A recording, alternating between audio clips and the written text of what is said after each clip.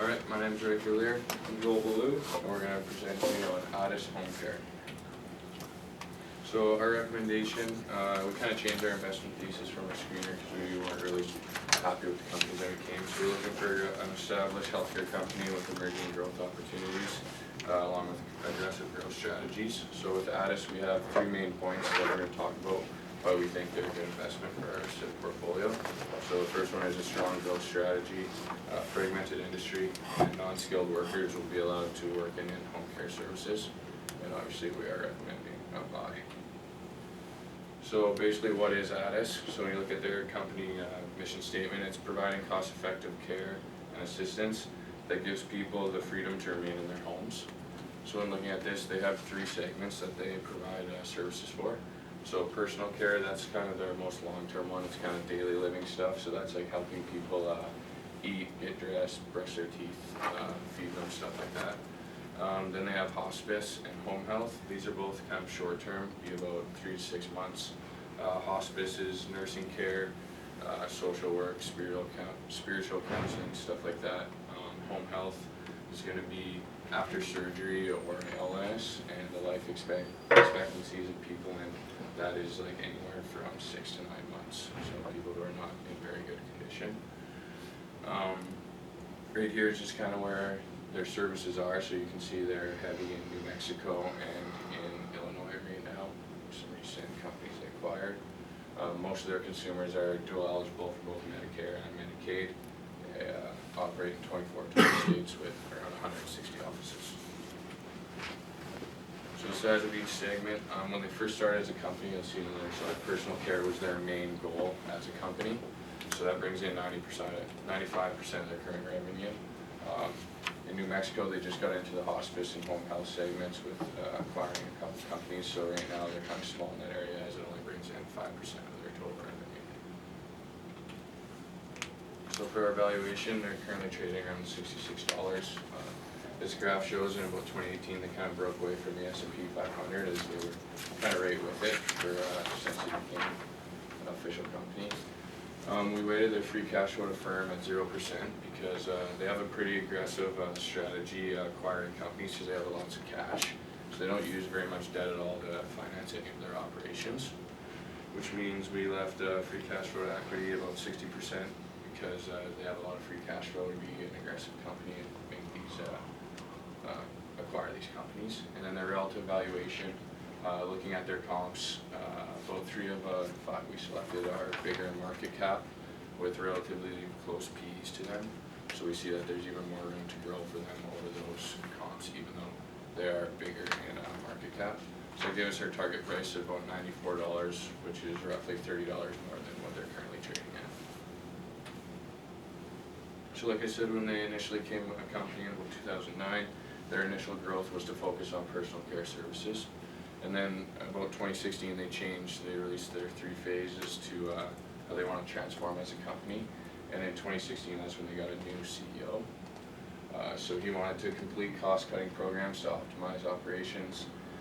He wanted to start acquiring and integrate more platforms like hospice and home health, and then launch that expansion phase.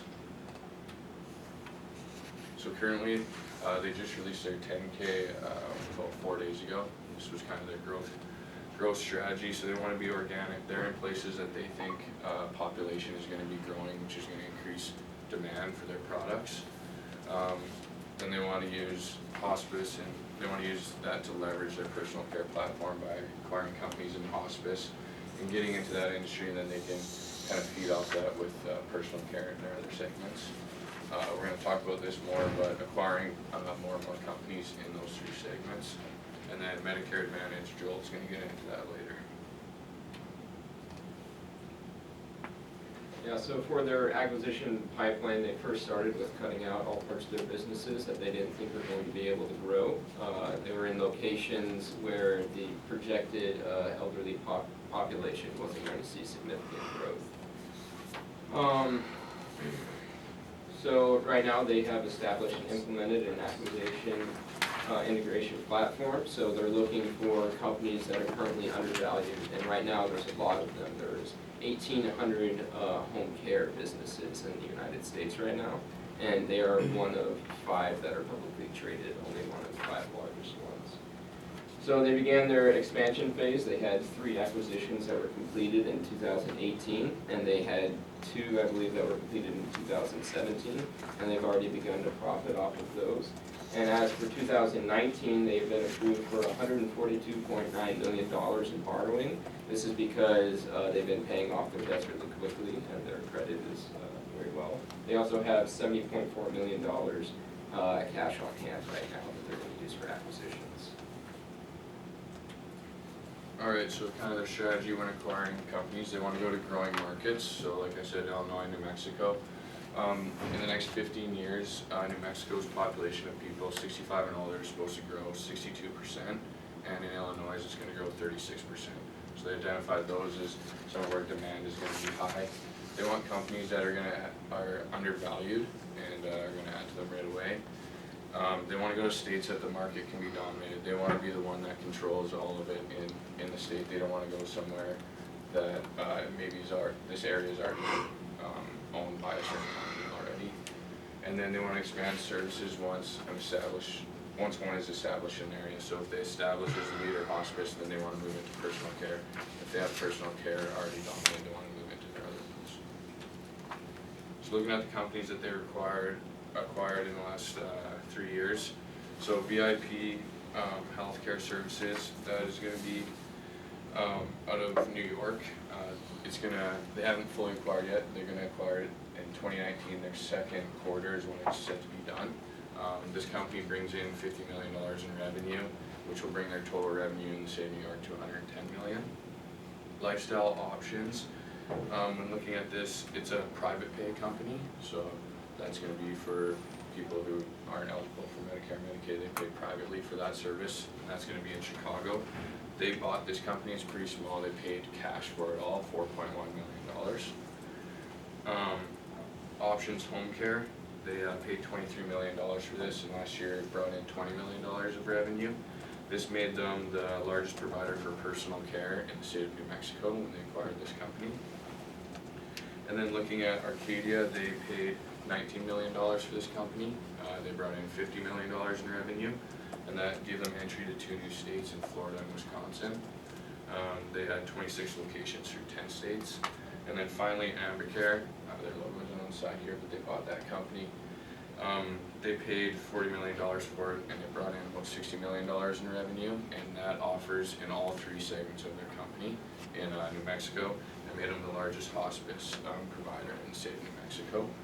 They stated in their 10K at the end of 2018, they looked at all these companies, and the fair value was greater than the current carrying value for all of them, which is something good to see because they believe that this is going to make positive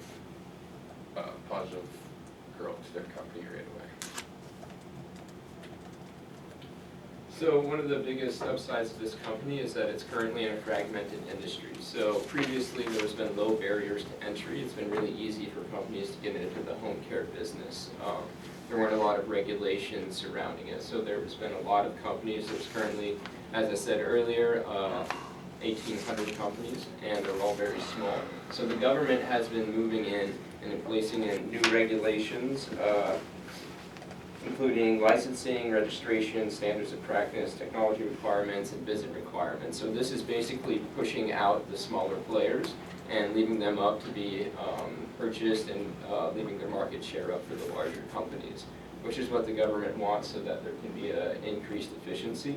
And this company, Addus, did look and see that all of these new legislations were coming, so they prepared for them and implemented all the requirements beforehand so that they could meet them. So now for healthcare reform, this has been pretty interesting. There's been a lot of changes to Medicare and Medicaid in the past several years. Most of them are benefiting the company though, because the government wants them to take up the market share to be more efficient. So one of the biggest ones was the Center for Medicare and Medicaid Services. This was a division that was created so that people who are dual eligible, which is the majority of the customers of Addus, they coordinate with the customer and with Medicare and Medicaid to make the transactions more efficient so that they can get funding on time. That has been a problem in the past where there was delay payments, but that should no longer be a problem. And it also, there were changes as of January 1st of this year, where non-skilled home care has been allowed for all Medicare Advantage insurers, which means that 20 million new customers are now available to get in-home care. And then another one was the Medicare and Medicaid Coordination Office. So this was established to improve the coordination between the governments. The majority of consumers, as I said, are dual eligible. So this is going to be legalized. And then Illinois' legislation. So as we said earlier, the majority of their customers are in Illinois. And there has been a little bit of an issue with the Illinois' budgeting. So that led to late payments, but now the government has approved for them to charge interest on these late payments. And it led to an increase in $2.6 million in revenue in 2017. So, as we said earlier, there's been a lot of changes to Medicare and Medicaid, so this is leading to an increase in managed care organizations. So, the states are pushing the responsibility onto private companies. So, this is supposed to lead to cheaper, more efficient, and better coordinated providers for the customers. This requires a lot of lobbying and relationships, which the large company like Addus is able to do, while the smaller companies might not be able to afford it. So they've been able to take up more of the market share for people who are using managed care organizations. And then the worker shortage. So throughout the healthcare industry, it's hard to find skilled workers, especially nurses. So the government recently changed the regulations, which will allow non-skilled workers to do the in-home care. So this will lead to less expensive operations because they'll allow to hire the less skilled workers. They won't have to pay them as much. But they still are going to enact extra training. They're going to have background checks, orientations, and regular skill evaluations to make sure that their worker quality does not go down while their expenses for operations will. And then just a couple of risk factors for them. So being an aggressive business model and trying to acquire new companies also brings risk when they're acquiring new companies in different business areas that they might not be great in, so that could be a risk for them. Regulations and reductions to reimbursements like Joel talked about for Medicare, Medicaid, and all other things. So federal and state and local programs could affect their business if reimbursements are getting delayed and people, they can't get their money. That's all, if anyone has any questions. Okay, walk me through your comps. What are these companies that you've selected?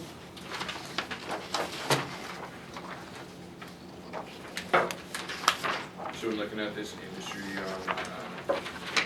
we kind of did like a mini screener for them. These were the only companies that essentially provide the same services now.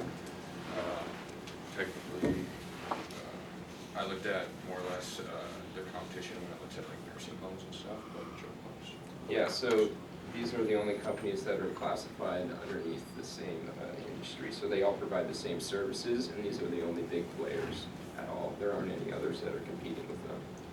What's the difference between their personal care segment and their home health segment? Home health has more skilled workers, while in-home has less skilled workers. So home health, you described it earlier, I believe it's after surgeries. Yeah, or and illness. It's short term, so it's about 6 months, while the in-home, the average is 26 months per patient retention. Wait, personal care versus home health. Which one are you talking about here? Sorry. Personal care is like their long-term Okay. one, and home health is short-term. Okay.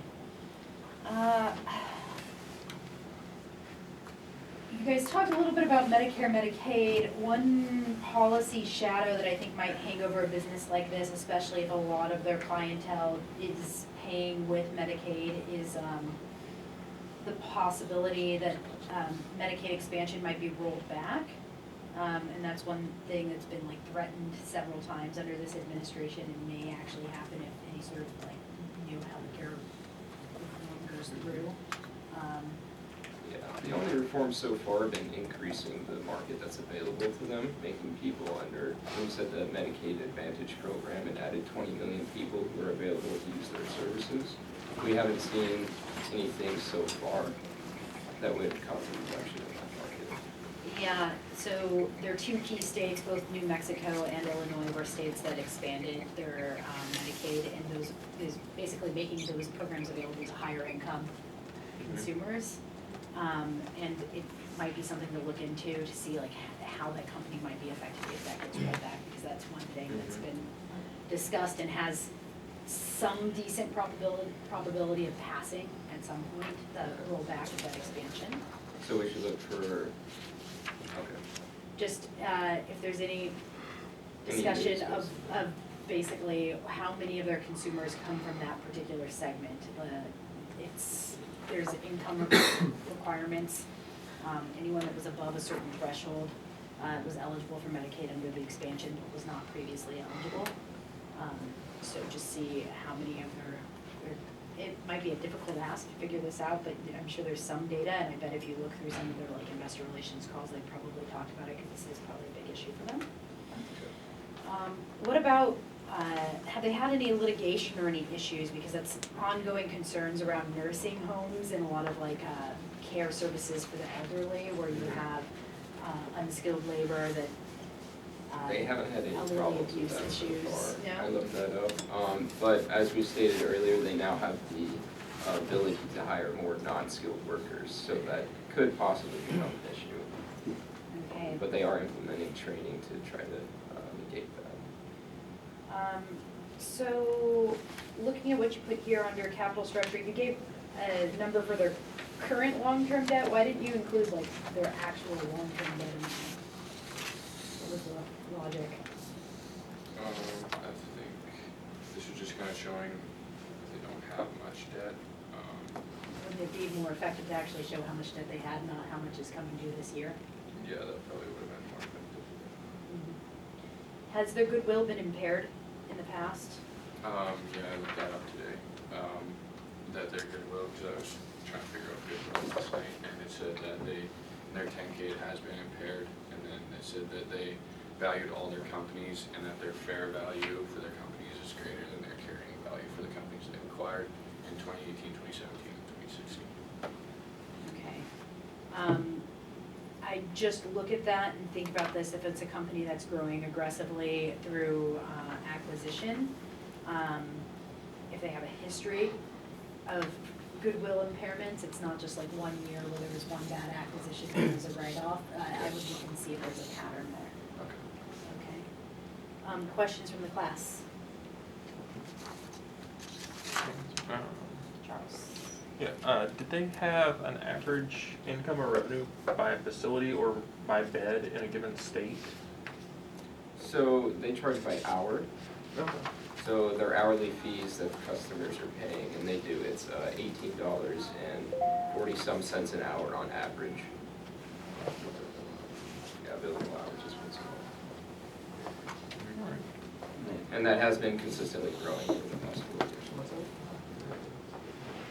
I was just curious about like demographics for Illinois. I don't know if old people population kind of varies. If there's a lot of old people moving there, I don't know, like Florida, there's a lot of old people moving there. I don't know if they move out. Yeah, like I said earlier, they think that Illinois in the next 15 years, the population of 65 and older per people is gonna go up about 36%. So they do see that as an area that. And then New Mexico's population is going to increase by 62%. 62%. Those areas, That's they why see they that. would. So along those lines, what do you think about demographics? Because this is not a nursing home business, but a home health care business. So, if this was a nursing home business, I'd want to see presence in states like Florida, Arizona. I'd be, the Sun Belt where people go and retire. But I'm assuming, I'm making a logical conclusion here that a lot of people who use like home health aides are usually staying close to where they lived before for a variety of reasons. So you might think about looking about the demand for home health care versus nursing homes, like if there's just if the market demand is growing for home health care. It is, I did look at that. It's actually starting to surpass it just because it's so much cheaper to have home health care than to move into a nursing home. The demand for it has been increasing quite a lot. I don't know the exact numbers. But Yeah, I know, I read one thing that elderly people wish to live at their house rather than like in a nursing home. A lot of them want to, and it's tough for them to move out of their house, so that's why this area is growing as well. Let's see. Is there any advantage to scale in this industry? Because you talked about There is. how currently, it seems like a fragmented market, and then there's some new regulatory barriers to entry, but what's the advantage to being large? So you're trying to get referrals from doctors and from the organized care organizations, and that requires lobbying, it requires going and establishing relationships with them, which can be expensive. And the larger companies have the availability to do that. They can also advertise in those specific areas, and that's where they're having their organic growth from. Okay. Any other questions? Okay, thanks guys.